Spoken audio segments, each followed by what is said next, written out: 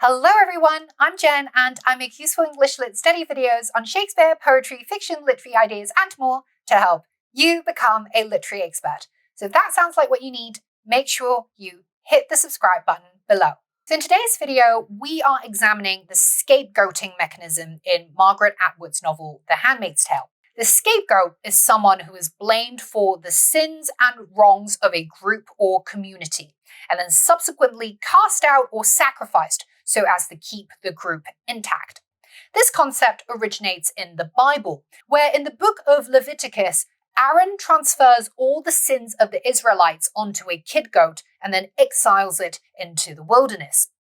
History and literature are rife with cases of scapegoats, not least Jesus Christ himself, but actually a lot of scapegoats happen to be women.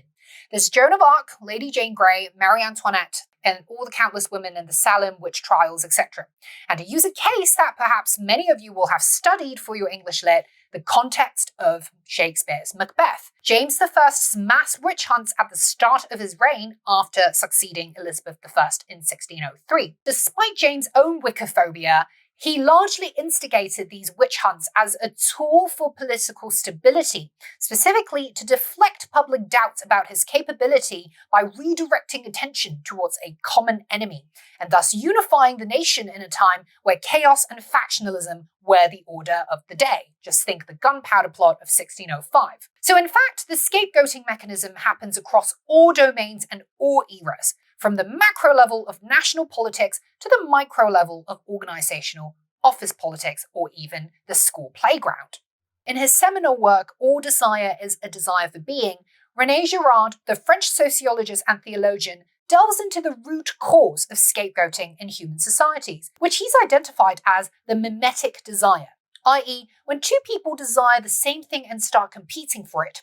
And when enough people in a certain group perceive that they can't get what they desire, this unfulfilled mimetic desire builds and intensifies to a breaking point where everyone's anger, anxiety, and frustration come to a head. And the only way to resolve this energy is to identify a scapegoat, often someone who is perceived to have something the others desire. The angry mob's emotions are directed towards the scapegoat, who is then chased out for the sake of maintaining group unity. So I mentioned this concept because it's so sharply portrayed in Handmaid's Gilead society, where everyone is barred from pursuing or expressing their desires by the autocratic state. At their core, the Gileadians desire the freedom of true self-expression, verbal, emotional, or sexual, and by selectively withholding freedoms from specific groups and granting it to others, the state creates the ideal environment for toxic mimetic desires to run amok, which is perhaps why scapegoating rituals like the salvagings and the particicutions must take place regularly as a cathartic medium for different Gileadian groups to purge their frustrated feelings. So the state legitimizes scapegoating because it allows people to channel their anger towards selected targets instead of each other. Without the scapegoating outlet, Gileadian society would fall apart, which is something we see in all totalitarian regimes throughout history. Offred, the protagonist and narrator, is eventually made into a scapegoat precisely because she's violated the state's central tenet by actively pursuing her own desire with Nick, the commander's chauffeur. But what's unique about her is that she chooses this fate of being scapegoated, or perhaps of self-exile, because she comes to realize that life is not worth living if it means living in a constant state of self-repression. In other words, she transcends the Girardian mimetic desire bind by defining her own individual desire, and instead of falling victim to being scapegoated, actively chooses the path of the scapegoat because she views it as the path of liberation. So in the rest of this video, I'll be looking at two specific moments to explore the notion of scapegoating, and the second one may even strike you as a bit surprising, but it gives room for lots of creative interpretation. So sit tight and let's dive straight into it.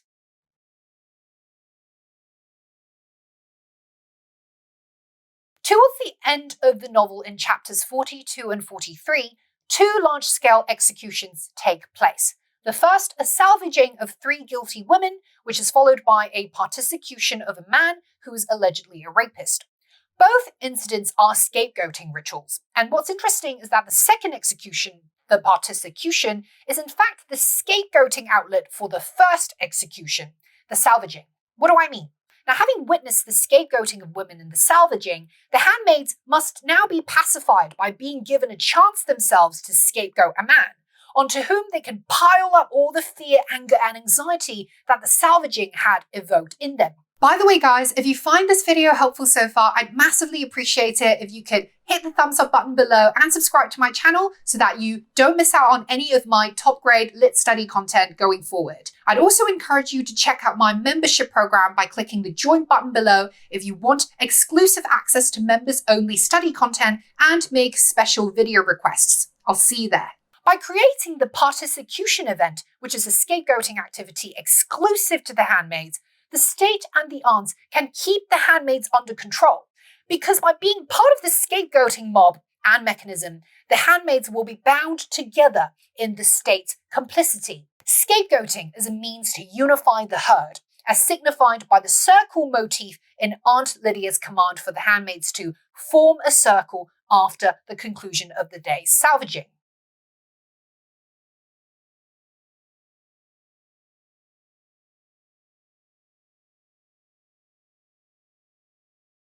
Notice the references to forming a circle and being part of the circle, as well as the ripple that runs over the handmaids. The result of a cathartic public execution is communal bonding, with all the handmaids coalesced in compliance. But paradoxically, coalescence, i.e. the coming together of disparate people, isn't the only effect of scapegoating. Stratification, i.e. the classification of people into different bands, is also a resulting effect. And we see the social stratification of the aunts, wives, and handmaids reinforced in this very moment, as reflected in the sense of permeating fear and tiptoeing awareness in the clipped, cagey, and choppy syntax of Offred's narrative. We turn to her, listen to her, watch her. Most of them stay, but they stay behind, out of the way, they watch merely. With each description conveying the handmaid's subservience towards the domineering aunts, while the wives are aloof in their status as these apathetic onlookers. As the Particicution begins, the description homes in on the classic psychology that underpins scapegoating, a dangerous mix of escalating rage and an impulse to inflict hurt onto others. As Atwood describes,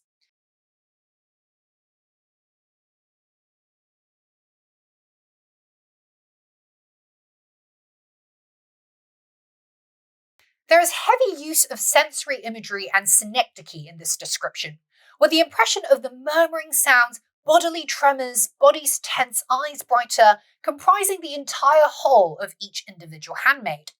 In the heat of the scapegoating moment, the handmaid's humanity is reduced to their mere physical parts, as these unthinking things divorced from logic, driven only by a sort of base animal bloodlust to inflict hurt onto another so as to relieve their own tension and aggression. Indeed, it appears that once an individual falls into a scapegoating frame of mind, they regress to a primal state of being more akin to beast than man, not expressing themselves through civil language and debate, but unintelligible murmurs and noise where individuality is lost through their formless assent, which is the marker of a slavish, unthinking herd. Later, at the climactic point where the handmaids zero in on the scapegoated man, we see the handmaids' full descent into bestiality as they attack him, highlighting the irony of how the humans who do the scapegoating are often much more animalistic than the scapegoat themselves.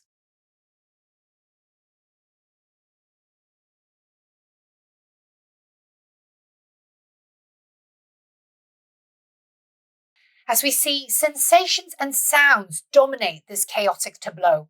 And when Offred says, "We are permitted anything and this is freedom," the tragic irony of the scapegoating psyche is highlighted, whereby the scapegoater feels themselves most liberated when they are in fact most chained to their base primitive being, as these slaves to uncontrollable impulses while believing themselves to be in full control of their violent agency. So those who scapegoat often feel powerful in the moment, But they in fact had the least power, because in activating violence towards another, they have chosen their animal self and surrendered their human agency. As the auditory mishmash of sounds, gasps, a low voice like growling, yells, and the red bodies tumble forward, remind us more of a wild jungle than of any civilized social congregation. Indeed, Atwood makes explicit the animalism of the handmaids in this Particicution with a simile of the high scream like a horse in terror. Later, however, Offred, who is presented here as the most violent scapegoater of the pack, reveals to Offred that she was trying to knock the man unconscious and to put him out of his misery as soon as possible. The truth is that the man, far from being the rapist that the aunts have claimed him to be, was actually one of the resistance rebels, i.e. a political opponent of the state, and this Particicution is his punishment for being a rebel. So Offred's remark unveils a double paradox at the heart of scapegoating, which is that sometimes, perhaps scapegoating someone in the sense of removing or exiling them from an already toxic and decaying environment might just be a covert form of protection or emancipation. What looks like a violent act on the surface, like Offred's brutal kicks at the man, could in fact hide good intentions and the eventual disappearance of someone who's been identified by the crowd as the scapegoat is perhaps that scapegoat's ultimate salvation.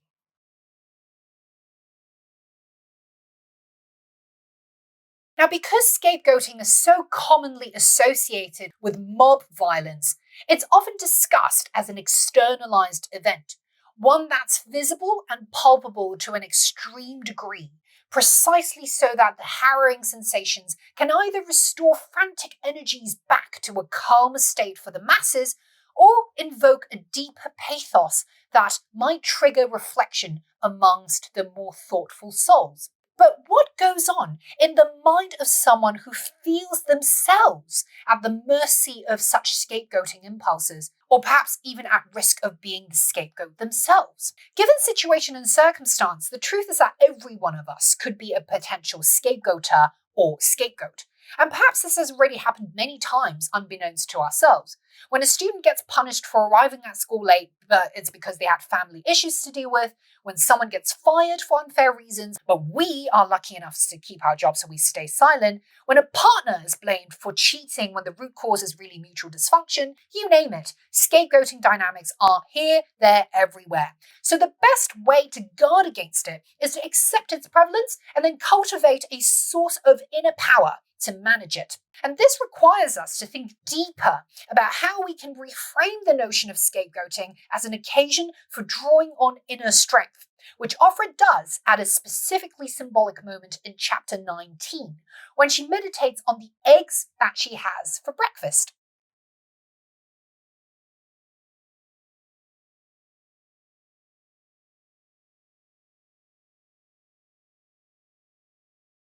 The allusion to a mode of execution as one of the connotations of the word chair reminds us of a scapegoating ritual, which reflects just how pervasive this activity is in Gilead for it to so permeate Offred's daily consciousness. It's interesting that the other lexical association of chair is charity, because of course it conveys the idea of forgiveness and mercy towards those who scapegoat and inflict suffering, which anticipates Offred's feelings of forgiveness towards the commander later in chapter 23, when she points out that despite her being the scapegoat in the commander and Serena Joy's marriage as the one responsible for childbirth, she feels a great sense of power from forgiving them both for the suffering that they inflict upon her. There's a mock epic quality to this breakfast scene, as if the items on the breakfast tray are the offerings in a worship ceremony, with the egg as the centerpiece, as she goes on.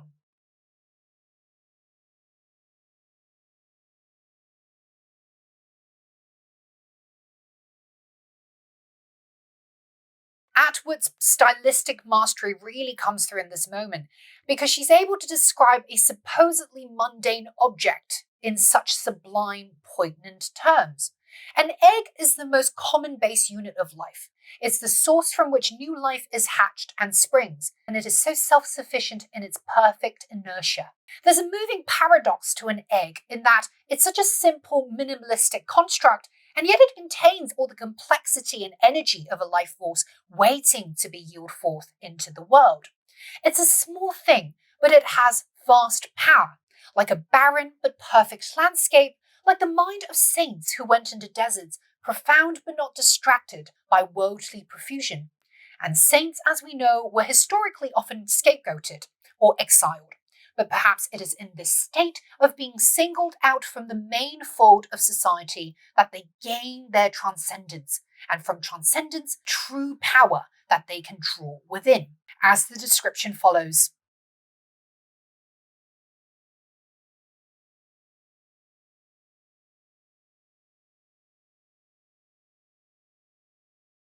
This glowing egg with its autogenous energy of its own suggests that the greatest power is often generated from a place deep within, a source that isn't visible to the human eye, and yet felt so viscerally by others simply by being in their presence.